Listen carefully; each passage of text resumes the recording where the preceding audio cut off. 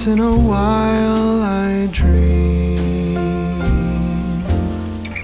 Once in a while I think of you.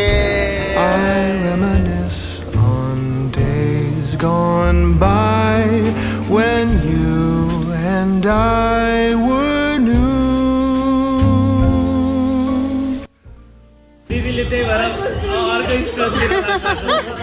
कमलले भोलि pyrite drink पाउँदैछ thank you अर्चना दी आइ भन्नु मेरो ब्लगमा मैले अर्चना दिदीको बारेमा धेरै भनेको थिएँ तर अर्चना दिदीलाई देखाएको थिएन क्या सो दिदीले चाहिँ सरप्राइज थ्याङ्क यू दी के भन्नु छ सब्सक्राइब अनि धेरै सपोर्ट गर्नु होला my brother is so authentic अनि हि इज सो र अनि he is a good person and I think we should make a good person famous oh my god supporting thank you दी ल अब हामी आफ्नो टाइम इन्जोय गर्छौँ okay it's tech time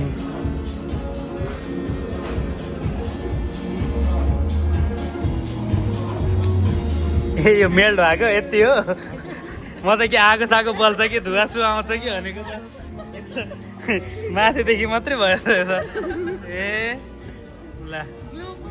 त्यही त म त धुवा सुवा आउँछ सोचिरहेको थिएँ भिडियो खिच्छ भन्दाखेरि So once in a while I dream.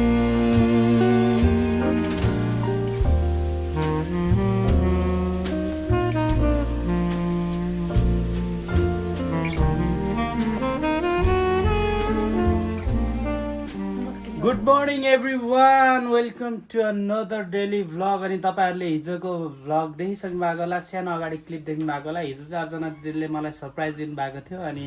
राति अलि लेट आइयो अनि त्यहाँपछि म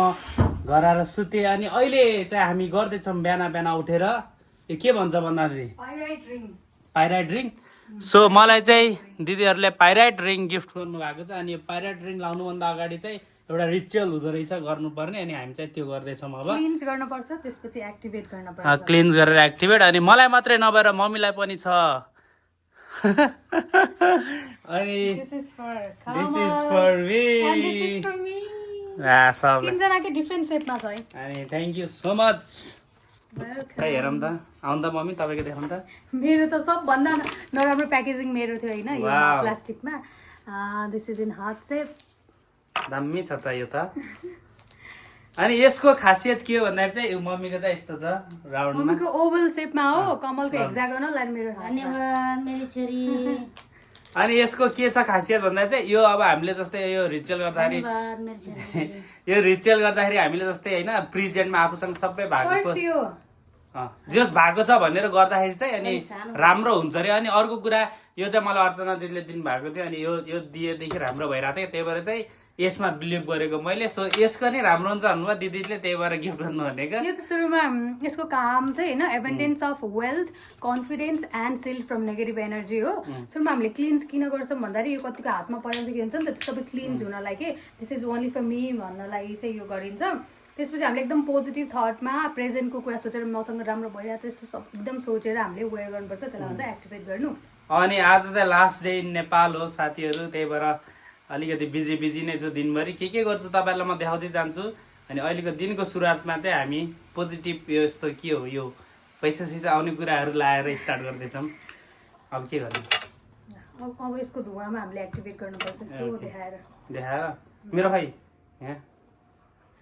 निकाल न त्यो सबै एक्टिभेट होइजा एक्टिभेट होइजा एक्टिभेट होइजा जे सोचेको सफलता होइजा लक्ष्मीको बास होइजा लक्ष्मीको बास होइजा पैसा लाउँदाखेरि चाहिँ उ गर्दैन रोग व्यथा हरण सुख शान्त लक्ष्मीको बास धेरै पैसा कमाउनु ठुलो मान्छे बन्नु इज्जत राख्नु यो लाउँदाखेरि चाहिँ प्रे गर्ने होइन यो प्रेजेन्टमा ल भयो पोजिटिभ थटमा ओ माय गॉड सुरुमा गर्ने अनि बल्ल लाउनु एडजस्टेबल हो भने हैन यो यस एडजस्टेबल हो ठुलो सानो बनाउनु ल लामै अकाउन्टभरि पैसा छ कहाँ खर्च गर्ने होला यो ल बाहिर मेरो हाइलक्स फुल मोडिफाइड छ ठिक फुल हुँदैन नि मनमा नै हो ए मनमा नै हो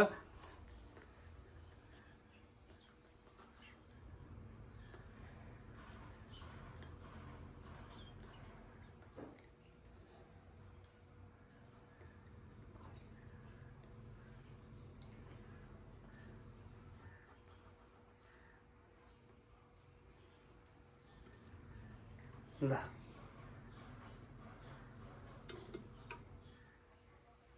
धन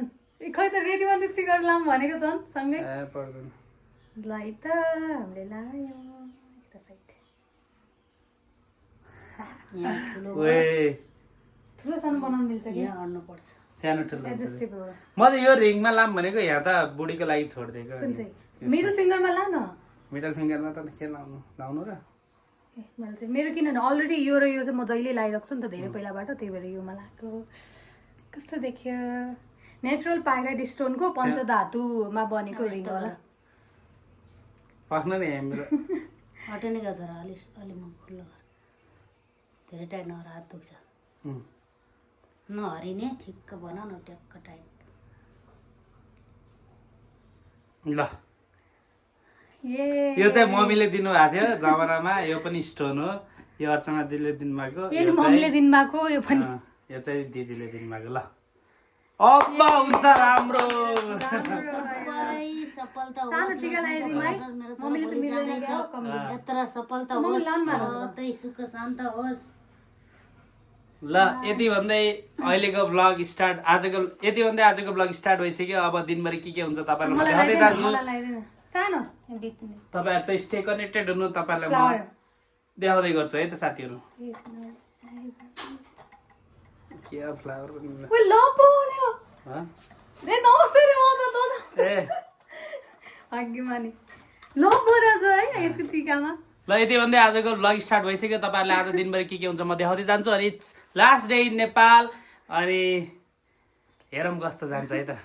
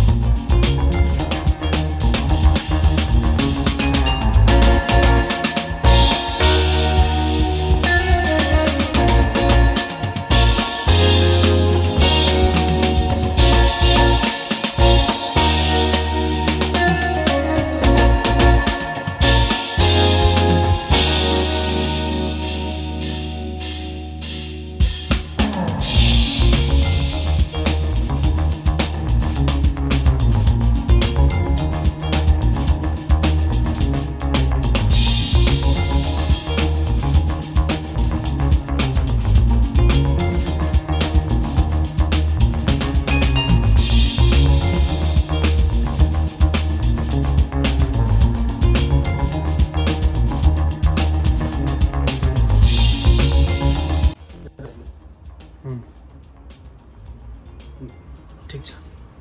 भिडियो दिन बनाइदिनु हजुर कपालको भिडियो निकालिदिनु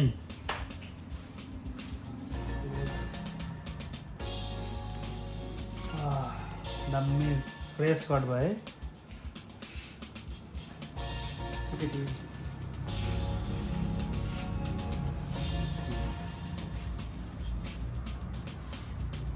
है हाँ? सेम फोटो हाँ। अनि सेम कटिङ सेम कटिङ ल साथीहरू आज दिनभरि यताउता जाँदा जाँदै केही खिच्नै पाइएन अनि सर र भनिदिन्छ मैले के गरेँ आज चाहिँ टक्क लाएर बिहान फुपूकोमा गएँ फुपूहरूलाई भेटेँ त्यहाँ चाहिँ दादाहरूलाई भेटेँ त्यहाँपछि मैले रिकेश दाईको क्याफेमा गएँ क्याफे काजीमा एउटा मोकटेल भनेर झुकेर ककटेल खाएको छु हल्का मात्रै अनि त्यहाँपछि म फेरि अर्को गिफ्ट उठाउन गएँ भैँसी पार्टीतिर अनि त्यहाँपछि फेरि म गएँ स्वयम्भूतिर स्वयम्भू काम भए अनि त्यहाँ चाहिँ सङटङमा लगाएर फेरि दाईहरूलाई भेट्दैछु के छ दाई हाम्रो सौरभ दाई दा कमल भोलि जाँदैछ नि यार एक वर्ष भेट नहुने हो टेन्सन भइरहेको छ टेन्सन हुँदैन दाई यसो 12 महिनाको देखाएको थाहा हुँदैन क्या ठिक छ ल राम्रोसँग काम गरेर आऊ मजाले घुमेर आऊ यता चाहिँ हाम्रो सुमन दाई त्यस दाई म स्याहार छु यार तिमी जान्ला छौ होइन होला होइन स्याहार छु अलिकति स्याहार छु मेरो भाइ जाँदैछ अब 1 वर्षपछि भेटघाट हुन्छ होइन राम्रो गर्नु राम्रो हुनु होइन अलि राम्रै ठाउँमा जान्ला छु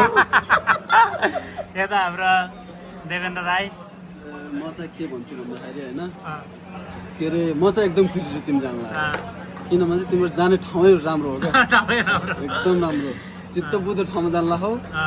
हरेक चिजको मेन्युहरू चाखेर आउनु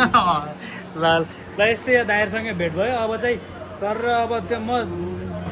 सबै भर्खर काम छ कि अब लास्ट काम भनेको डकुमेन्ट प्रिन्ट गर्न छ अनि मेन डकुमेन्टेसन प्रिन्टै भएको छैन क्या अहिलेसम्म काममा बिजी भएर अब चाहिँ एकछिन यहाँ बसेर डकुमेन्टेसन प्रिन्ट गर्न जान्छु अनि त्यहाँपछि अब भ्यासम्म पछि बौद्ध नै जान्छु भनेको सबैलाई भेट्नलाई कस्तो टाइट भइरहेछ अनि हेरौँ अब मिलेन भने चाहिँ अब कलसल गरेरै चित्त बुझाउनु पर्ने हुन्छ ल आजको लागि यति थियो साथीहरू दिनभरि के पनि खिच्न पाइएन बिजी भएर अब लास्ट डे इन नेपाल यस्तै भयो अनि यति भन्दै आजको ब्लग यही टुङ्गाउँछु भोलि चाहिँ म जाँदैछु थाइल्यान्ड अनि बिहान 8 बजेको एयरपोर्ट टाइम छ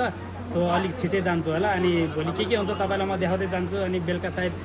केही भयो भने चाहिँ भोलिको भ्लगमा इन्क्लुड गरिदिन्छु अनि ओभरअल चाहिँ आजको भ्लग यति नै थियो छोटो मिठो सायद मजाले खिच्न पाइएन रस भएर त्यो पनि बुझ्दिनँ होला किनभने चाहिँ थाइल्यान्ड गइसकेपछि कन्टेन्ट म निकाल्ने नै छु मजाको सो यति भन्दै आजको भ्लग यही टुङ्गाउँछु नयाँ हुन्छ भने सब्सक्राइब गर्नु होला road to 10K See you in next vlog. Bye bye.